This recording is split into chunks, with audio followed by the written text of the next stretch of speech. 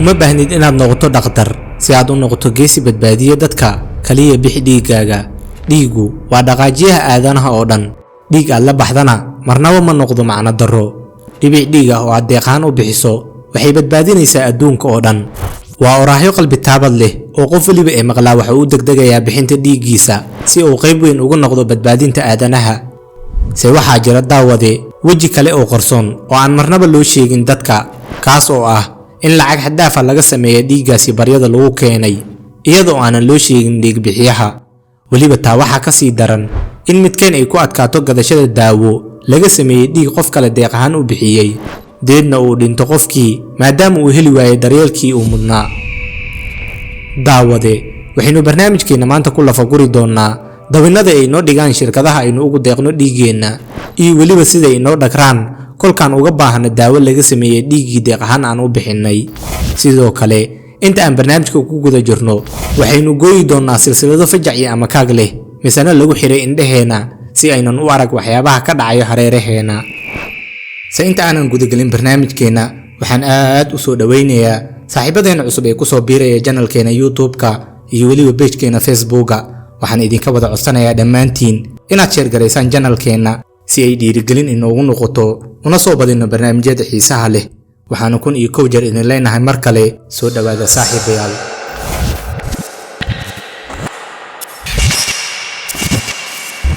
badanaaba dadku waxay moodaan dhiigu kaliya inuu yahay maaddo cas oo dareere ah lagana helo jirkeena.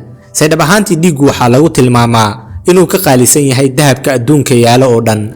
haddii uu gaari u baahan yahay shidaal ama danab si uu u shaqeeyo, aadanuhu wuxuu u baahan yahay dhiig si uu u noolaado.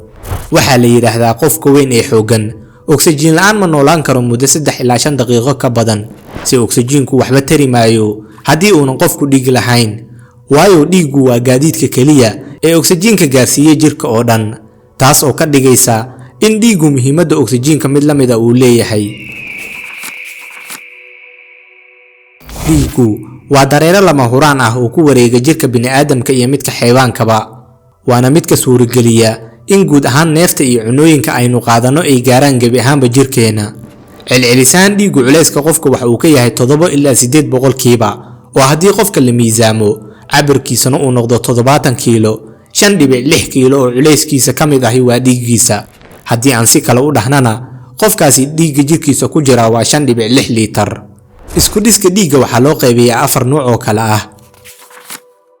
unugyada dhiigga cas oo shaqadoodu tahay inay sanbabada ka soo qaadaan oksijiinka ayna geeyaan qaybaha kale ee jirka. sidoo kale waxay qaybaha kale ee jirka ka soo qaadaan carbon dioxide-ka iyagoona geeya sanbabada. sanbabuhuna waxay u soo tuuraan bannaanka. unugyada dhiigga cad oo shaqadoodu tahay inay jirka ka difaacaan caabuqyada iyo cudurrada soo galayo. platelets oo inaga caawisa in jirkeenu xinjiro uu yeesho si aanan dhiigbax ugu dhimanin kolkii aan dhaawacanno.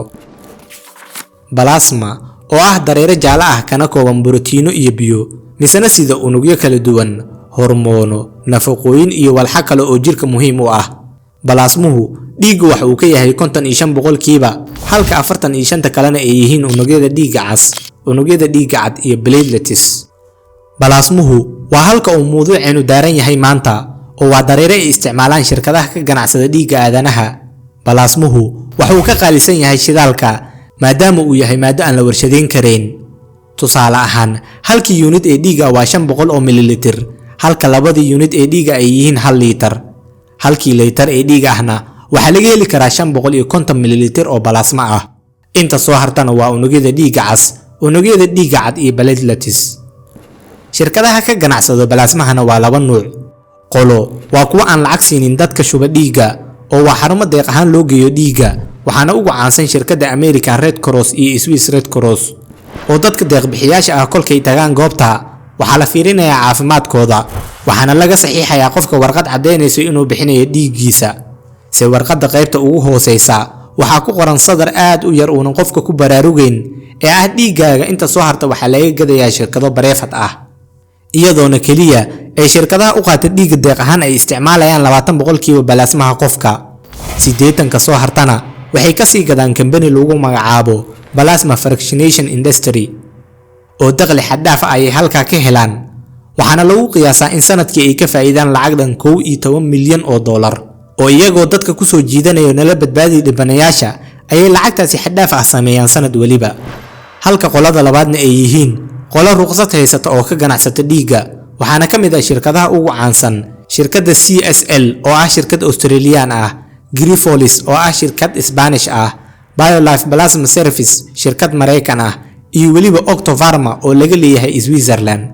sidoo kale shirkadahani kaliya qofka waxay kala baxaan jirkiisa balaasmaha, unugyadii kale ee dhiigga la socdana waxaa lagu celiyaa deeq-bixiyaha jirkiisa, waxayna siiyaan qofkii dhiig bixiya halkii mar ee balaasma laga shubtaa gunadan $25. waxaana qofka loo ogol yahay isbuuci inuu 2 jeer bixiyo dhiig, taa oo ka dhigaysa in qofkii bishii uu ka heli karo iibinta balaasmihiisa lacag dhan $200. sanadkiina dakhliga ka soo gala waxa uu kor u dhaafayaa $2,000, iyadoona 100 jeer laga shubanayo balaasmaha jirkiisa.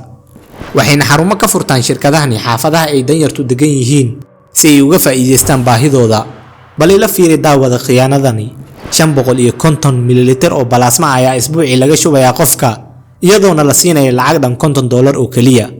waxayna shirkadahani ka sameynayaan 550 mililitr ee balaasmaha ahaa lacag u dhaxaysa $5,500 ilaa $8,250.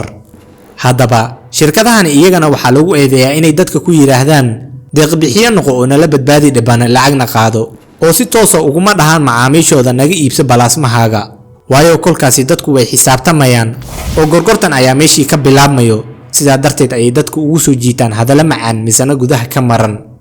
shirkadahani balaasmihii ay soo aruursadeen way warshadeeyaan, iyagoona ka soo saaro daawooyin kala duwan sida daawooyin albumin ah oo ay gataan dadka albuminka jirkooda aadka u hooseeyo, daawooyin immunoglobulin ah oo ay isticmaalaan dadka difaaca jirkooda aadka u hooseeyo ama qaba qalqal neerfeedka, daawooyin ka qayb qaata dheelitirnaanta xinjirowga dhiigga. haddaba balaasma lagu soo qaaday nala badbaadi dhibane ama miskiin laga faa'iideysta baahidiisa ayaa laga sameeyaa daawada Solaris oo ah mid ka mid ah daawooyinka ugu qaalisan adduunka, loona isticmaalo cudur dhif iyo naadir ah, kuna dhaco 500,000 oo qof hal qof ka mid ah. waxuuna burburiyaa cudurkani unugyada dhiigga cas ee qofka. si arrinka la yaab kale ayaa ah in daawadani ku jirto quraaradan yar ee aad arkaysaan ay ka kooban tahay 300 miligram, qiimaheeduna yahay $6,878, taas oo ka dhigan in 1 miligram waliba ee daawadani uu joogo qiimo dhan $22.93. qisooyinka cajiibka leh ee laga qoray deeq-bixinta dhiigga waxaa ka mid ah qisada Tamara oo ah gabar dhibana la ah difaaca jirkeeda oo aad u hooseeya, waxayna qaadataa daawooyin laga sameeyo balaasmaha, waxayna had iyo jeer u mahadcelisaa dadka sadaqaysta dhiigooda si ma oga inay iibsadaan oo lacag yar laga siiyo, deedna taajiriinta shirkadaha daawooyinka soo saaray iska leh ay saartaan lacag xad dhaaf ah. Mark waxa uu ka mid yahay dadka iibsada balaasmaha jirkooda, isagoona bishii ka hela lacag dhan $200 ilaa $225, waxa uuna ku dabaraa nolol maalmeedkiisa. arrinta kale ee aadka u weyn ee aqoon-yahanadu ku cambaarayaan shirkadahani waa inay dhiigga ka baaraan oo kaliya AIDS-ka iyo cagaarshowga. si haddii uu dilaaco cudur cusub oo dhiigga ku faafa, shirkadahani maalmo gudahood ayay adduunka oo dhan ku gaarsiinayaan cudurkani cusub. waxaana intaas sii dheer, dadka ay balaasmaha kala baxaan shirkadahani waa dad badankood nolosha ka dhacay misana ka fikirayo helista lacagtii ay balwad ku gadan lahaayeen oo kaliya. haddii aad u baahan tahay xog dheeri ah oo barnaamijkan la xiriirana, waxaan ilihii aan ka soo xigan idiin dhigi doonaa qaybta hoose ee description-ka. haatanna inta aan barnaamijka xiga kaga kulmi doono waxaan idinkaga tegaynaa saaxiibayaal, dunidu waa dulqaad, dadaalkuna waa muhiim.